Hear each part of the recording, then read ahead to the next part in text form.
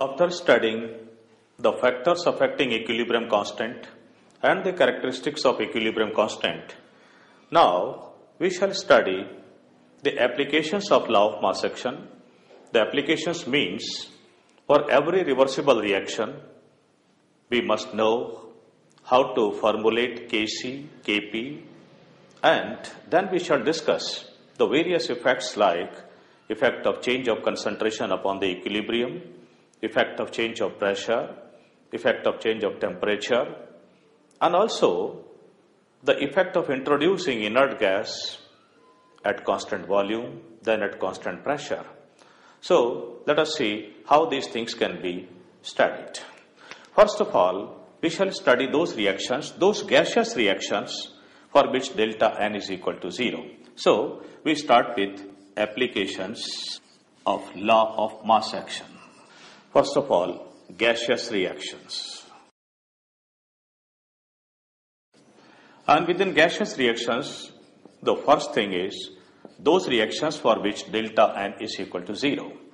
An example of such a reaction is H2 gas plus iodine gas equal to HI gas. Let us first of all see how to formulate or how to derive an expression for equilibrium constant in terms of concentration for this reaction. So suppose that we start our reaction with A moles of hydrogen and B moles of iodine taken in a closed vessel at appropriate temperature, so that hydrogen and iodine combine to give HI. In the beginning, the number of moles of HI were 0, so we can write these are initial moles for the reaction. Now reaction starts. After some time, when equilibrium is achieved, by that time, the amount of hydrogen left behind in the vessel is A minus X moles, that of iodine is B minus X mole, and the amount of HI formed would be equal to 2X moles, because 1 mole of hydrogen combines with 1 mole of iodine to form 2 moles of HI. Therefore, X moles of hydrogen will combine with X moles of iodine to form 2X moles of HI. So, this becomes the number of moles at equilibrium. Further, let us suppose that let the total volume of the vessel in which this reaction is occurring is equal to V liter.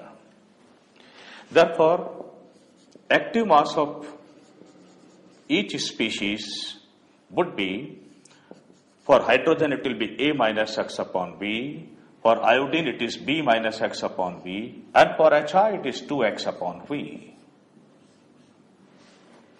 Now applying law of mass action, we can say that Kc will be equal to active mass of HI raised to power 2 upon active mass of hydrogen into active mass of iodine.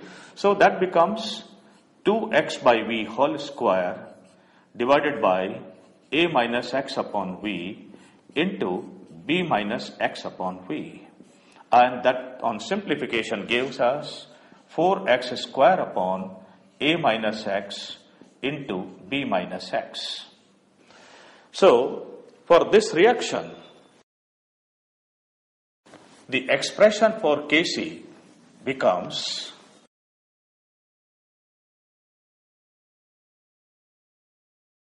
Kc for this reaction is 4X square upon A minus X into B minus X, where A and B are the number of moles, initial number of moles of hydrogen and iodine respectively, and 2X stands for the number of moles of HI formed at equilibrium.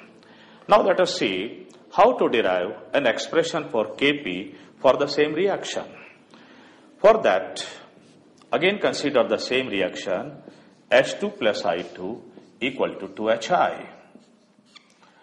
Again, suppose that we start our work with A moles of hydrogen and B moles of iodine, so that in the beginning HI was 0. At equilibrium it is A minus X, it is B minus X, it is 2X as usual. This is initial number of moles, moles at equilibrium,